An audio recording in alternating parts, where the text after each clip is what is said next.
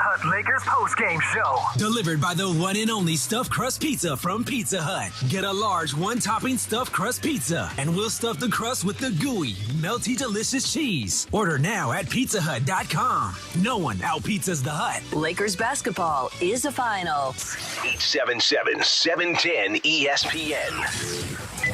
It's the Pizza Hut Lakers postgame show. Tipping off now. Now, here's Allen Sliwa. Lakers lose to the Utah Jazz, 122-109, the final score. Lakers now sitting at 31-45 on the season. Jazz 46-31. Quick look at the standings. Lakers now back to number 11. Two key games coming up this weekend for the Lake Show. Really must wins. I don't know how else to put it. Lakers are in desperate need in these final six games. In my opinion, you go 1-1 and the Spurs go 2-0 against the Portland Trailblazers. I just don't think you have enough time to make it happen. So we'll see what happens over the weekend. The good news is it does sound like there's, some leaning optimism that LeBron James, Anthony Davis could potentially be back for tomorrow's game. Maybe that means they're going to be back for the final six games. That's obviously the hope for the Lakers, and that's what's in front of the Lake Show. It's going to be a challenge. They have been, I think they're 4-14 since the All-Star break. At least looking at tonight's game alone against the Utah Jazz, expectation wasn't to win the game. You did feel like there were some points in the fourth quarter that it wasn't a double-digit deficit like it's been, or use the example against the Dallas Mavericks. So I thought the Lakers fought tonight. I thought they did everything they could within what they had, within the players that were available. Dwight Howard, Dwight ended up with 21 and 12. Russell Westbrook, 24, 7 and 6. But you're not going to beat the Jazz are not the class of the West by any stretch of the imagination. They've been struggling. They had lost 5 games in a row. But at the same time, it's still a good enough team that's going to beat the Lakers, obviously without Bron and Anthony Davis. At least just without LeBron James, this team is completely different. So they battled not enough, and defense is really the difference in three-point shooting, the difference in the game. Let me throw out the phone number here real quick. 877-710-ESPN, 877-710-ESPN, if you want to be a part of the Pizza Hut Lakers postgame show. Also, need a break from the everyday? Well, fans, it might be your lucky day because tonight Fantasy Springs Resort Casino is giving away a 2-night stay plus dinner and golf or bowling for 2. Make any day your lucky day. Book now at FantasySpringsResort.com. So make sure you call in. Okay, so I do want to start off the show taking a quick listen to Lakers head coach Frank Vogel. Let's get his thoughts on this game and see if there's any updates as well on LeBron and Anthony Davis for tomorrow night. Here's Coach Vogel. Tonight, showed a lot of fight. Wasn't good enough to get the W. A few more stops and a few more made threes to go in for us, and we're talking about a different night. But I do feel like we responded and played harder and played more together. Assuming you don't know more about LeBron and AD status from what you did pregame, but can you hypothetically, the way that you played tonight and adding them, could there be this kind of that last hope for finding something as you go down these last couple? We do feel like we're going to get them back at some point, and we have to stay in the fight. We have to give ourselves a chance. If we're able to get into the playing game at full strength, we know we got a shot. So. This would have been a big win for us, to help with the cause there. We fell short. Tomorrow's even bigger, obviously, with the head-to-head with the Pelicans, and hopefully we can get that one. Questions? Kyle? Frank, obviously this Jazz team has struggled with holding the leads. Did you feel like that sequence where Malik, just rims out with the 3 and then would have had 7? Yeah, I got a clean look. That was a big play, big shot. We knew if we put some pressure on them in the fourth, that they had some issues with closing out games, but we weren't able to close that gap. Frank, Russ has scored, I think, in 6 of the last 7 games, 20 plus. And it's starting from that Toronto game. What have you seen from him over this stretch, and what are you kind of envisioning adding LeBron and AD back in, kind of seeing how he slides in with the way he's been playing recently? Yeah, well, I think each month throughout the course of this season, he's gotten a little bit better and a little bit more comfortable in our system and with these teammates. Got a brand new group with each other, and I think he's used that time to settle in.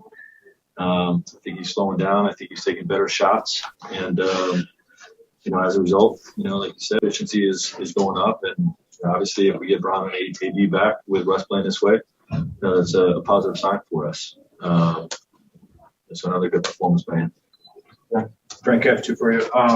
How much of what Russ is doing on a night like this, when there is no LeBron, there is no AD, how much of that is applicable? Do you want this level of aggressiveness, this level of offensive control, maybe when those other two guys are on the floor? Yeah, I don't think it should change that much, honestly. I think we want him always to be aggressive, but never to force. You know what I mean? And if that applies, if Bron and AD are out there, or if he's got the group that we had tonight. We want him to be as aggressive as we can, but to be efficient with his turnover ratio and with his shooting percentage. So that shouldn't change that much. And then secondly, kind of knowing where you guys are at in the standings and sort of the stakes, not only in this New Orleans game, but what you guys have in the week that follows. Are you guys any more aggressive with a player like LeBron in his recovery, a guy that does it do the rules change? I guess at this point, to the medical team, those are medical decisions. If there's any chance those guys can be out there, they will be.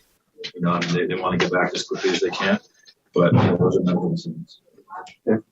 Frank, the schedule makers haven't done you guys any favors coming off long road trip, a week-long road trip, the back-to-back. How do you imagine the fatigue factor playing into tomorrow? Can't worry about that. The schedule of Sunday is worse. That's the hard thing, coming out of a back-to-back into a 12:30 game. That's something that's got to be looked at. But in terms of tomorrow, we can't focus on anything that has to do with stuff that's out of our control. We got to win a game tomorrow night. So we've got to get on the plane as quickly as we can, get our guys back home, rested, and, come ready to get a win tomorrow. And I think you used the phrase pregame when I asked you about how this road trip has gone so far, that you didn't feel like the team had caught yourself yet. Do you feel like that happened tonight, and are you centered in order to move forward for this final 6-game stretch? Yeah, I do. I do think we took a real positive step, in terms of how we played tonight versus how we played in Dallas. We played far more together. We played harder, and we executed better. We executed our defensive coverages. The defensive rating still wasn't what we needed to be, but it's the number one rated offense in the league. To compete shorthanded, I thought our guys fought. Just some timely buckets didn't go in for us that would have given us a chance. So I definitely feel like it was a positive step. All right, that's Lakers head coach Frank Vogel, 122-109 the final score. So you heard Coach kind of emphasize a couple different times, just trying to hang in this thing until LeBron James and Anthony Davis come back. My biggest question starting tomorrow, if they do come back, what version of Anthony Davis are you going to get? And how healthy is Bron? If there's one thing that we noticed all season long, LeBron's playing through injuries. LeBron's playing through bumps and bruises. And anytime he misses anytime, especially at this course of the season, and that you have a realistic opportunity not even make the play-in tournament, and Bron can't go in some of these games, that's what concerns me, because we know Bron, for the most part this year, has tried to battle through some of his injuries. We'll talk about that coming up next. We'll spend a little time. We'll take some phone calls as well. Plus, we'll get a chance to hear from Trevor Ariza. Stay right here. This is the Pizza Hut Lakers postgame show on 710 ESPN.